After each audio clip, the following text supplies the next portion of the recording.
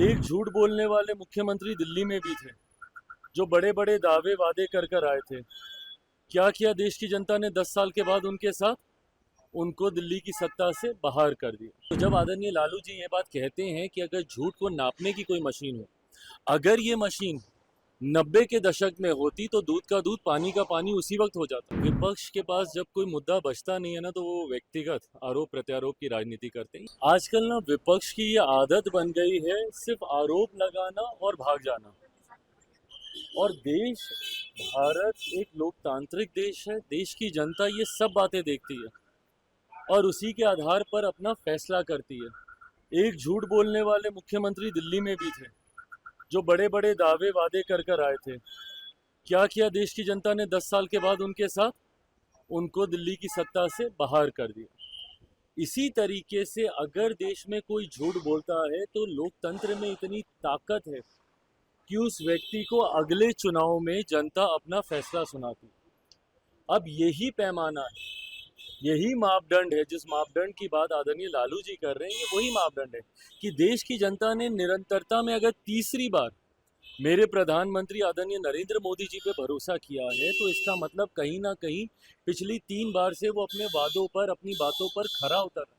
आज की तारीख में प्रधानमंत्री मोदी के वादे, उनके वादों को पूरा करने की गारंटी है। और यही कारण है कि आज तीसरी बार, ये कोई सामान्य बात नहीं है कि एक ही सरकार, एक ही व्यक्ति लगातार निरंतरता में 3 बार चुनकर आ जाए। इससे पहले जब ये हुआ था, आज से लगभग 6 दशक पहले, उस वक्त परिस्थितियां अलग थी, उस वक्त विकल्प नहीं थे।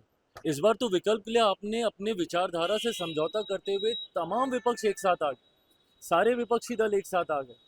एक दूसरे को जो देख नहीं सकते अपने अपने राज्यों में, वो दल तक एक साथ आ गए। कांग्रेस, आम आदमी पार्टी ना पंजाब में देख सकती है, दिल्ली का चुनाव आमने सामने लड़े। लेफ्ट, ममता बनर्जी, ये सब एक साथ एक मंच पर आ गए प्रधानमंत्री मोदी को हराने के लिए। क्या हो गया?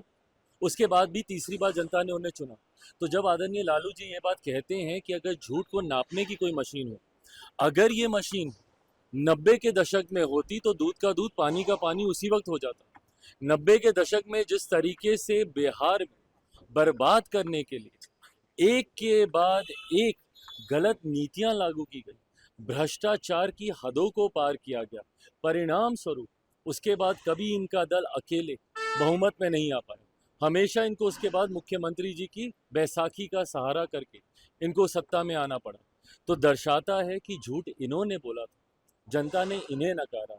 तीसरी बार मेरे प्रधानमंत्री को प्रधानमंत्री पद देने के बाद जनता ने उनके वादों पर मोहर लगाने का काम किया कि यही व्यक्ति हैं जो अपनी बातों को पूरा कर सकते।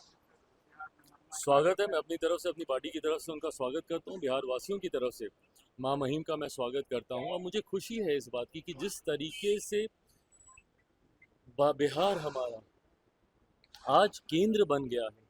कुछ लोग इस बात का सवाल उठाते हैं कि हमारे प्रधानमंत्री बार बार बिहार क्यों आ रहे हैं। भाई, हमारे लिए खुशी की बात है कि जब प्रधानमंत्री, आज 7-8 महीने बीते नहीं लोकसभा चुनाव को, कभी दरभंगा में उनका कार्यक्रम, तो कभी जमुई में उनका कार्यक्रम, कल भागलपुर में उनका कार्यक्रम, आज माँ महिम आ रही, पीछे भी उनका कार्यक्रम था यहाँ पर। तो ये दर्शाता है कि किस तरीके से बिहार एक महत्वपूर्ण राज्य है। और विकसित भारत की जब हम लोग कल्पना करते हैं तो उसमें एक विकसित बिहार की एक अहम भूमिका होगी। चिराग ने नीतीश कुमार को लाडले मुख्यमंत्री बताया प्रधानमंत्री, पर विपक्ष के नेता कह रहे हैं कि नीतीश कुमार का तबीयत ठीक नहीं है, उनको इलाज करवाना चाहिए। विपक्ष के पास जब कोई मुद्दा बचता नहीं है ना, तो वो व्यक्तिगत आरोप प्रत्यारोप की राजनीति करते हैं। ये गलत है। प्रदेश के मुख्यमंत्री हैं, इस तरीके से उनको लेकर भ्रम फैलाना, इस तरीके से उनके स्वास्थ्य के बारे में झूठी बातें करना आपकी बौखलाहट को दर्शाता है। आप जानते हैं कि विधानसभा का चुनाव आप हार रहे हैं, उपचुनाव में इनको पता चल गया, तथा कथित जो इनके गढ़ थे वो तक ये लोग हार चुके हैं। बेलागंज की सीट ये लोग हार चुके हैं, तरारी की सीट ये लोग हार चुके हैं।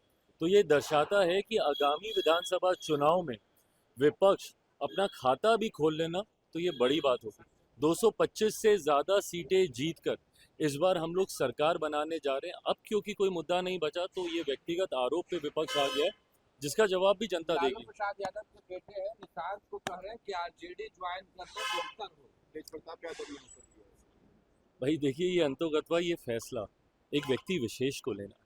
मेरी समझ के परे है कि क्यों बाकी के लोग इतने उत्साहित हैं ये फैसला उनको करना है कि उनको राजनीति में आना है, नहीं आना है, कब आना है, कैसे आना है। आएंगे तो हम लोग स्वागत ज़रूर करेंगे।